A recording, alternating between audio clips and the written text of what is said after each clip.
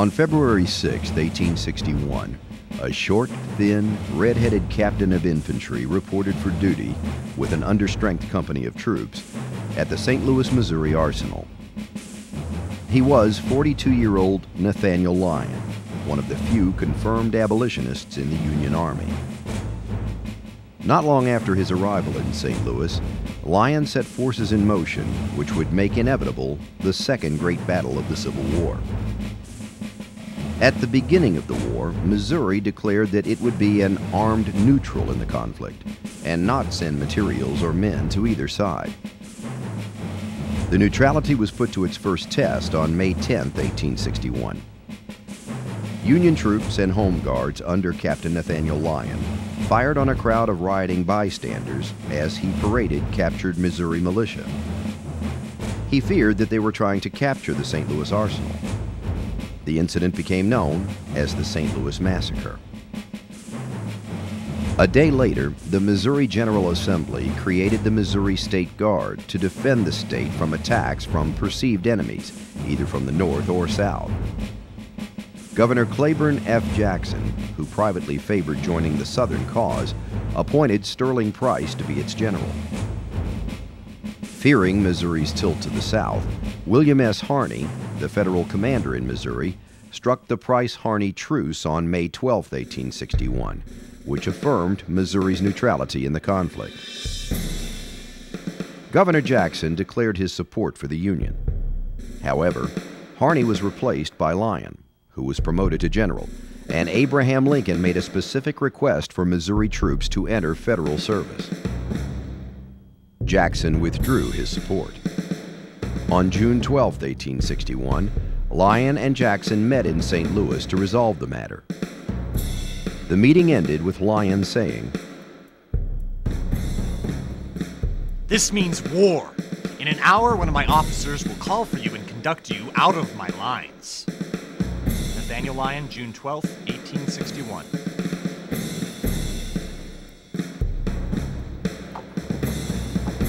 Lyon pursued Jackson and Price and the official state government across Missouri in skirmishes such as the Battle of Boonville on June 17th, followed by the Battle of Carthage on July 5, 1861.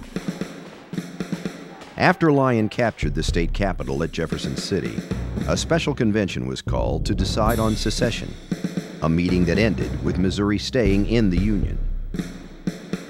On July 27th, the convention declared the governor's office vacant and then selected Hamilton Rowan Gamble to be the new governor. By July 13, 1861, Lyon's army was encamped at the city of Springfield, Missouri, and consisted of approximately 6,000 men and 3 batteries of artillery. By the end of July 1861, the Missouri State Guard was camped about 75 miles southwest of Springfield and had been reinforced by Confederate Brigadier Generals Benjamin McCulloch and N. Bart Pierce. This made the Missourian force over 12,000 strong. They developed plans to attack Springfield, but General Lyon marched out of the city on August 1st in an attempt to surprise the Southern forces. The Army's vanguards skirmished at Doug Springs on August 7th. The Union force emerged as the victor, but Lyon learned he was outnumbered more than 2-1 and retreated back to Springfield. McCulloch, now in command of the Missourian Army, gave chase. By August 6th, his force was encamped at Wilson's Creek, 10 miles southwest of the city. Outnumbered, Lyon planned to withdraw to Rolla in the north to reinforce and resupply, but not before launching a surprise attack on the Missourian camp to delay pursuit.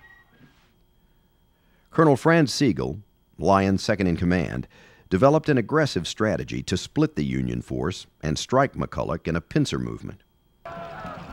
He proposed to lead 1,200 men in a flanking maneuver while the main body under Lyon struck from the north. Lyon approved, and the Union Army marched out of Springfield on the rainy night of August 9th. This left about 1,000 men to protect supplies and cover the retreat.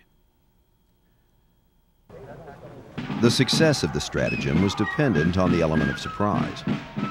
McCulloch was also planning a surprise attack on the city, but the rain caused him to cancel his plan. At about 5 a.m. at first light on the morning of August 10th, the Union force attacked.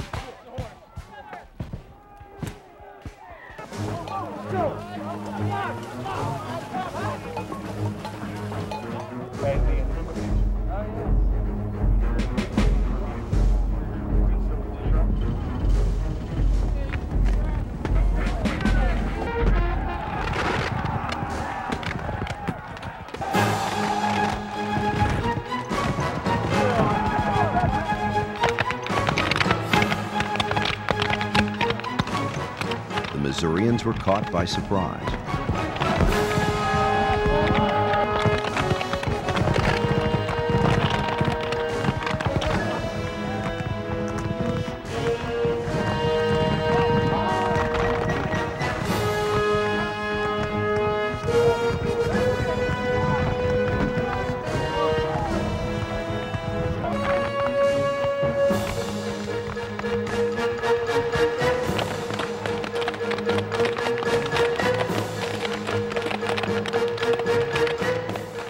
Lyon's force overran the enemy camps and took the high ground at the crest of a ridge which would become known as Bloody Hill.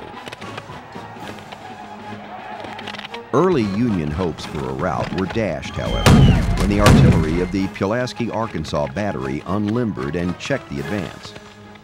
This gave Price's infantry time and cover to organize lines on the south slope of the hill. Sigel's plan was initially successful. His flank routed the Missouri cavalry, but collapsed when McCulloch's force counterattacked at the Sharp Farm.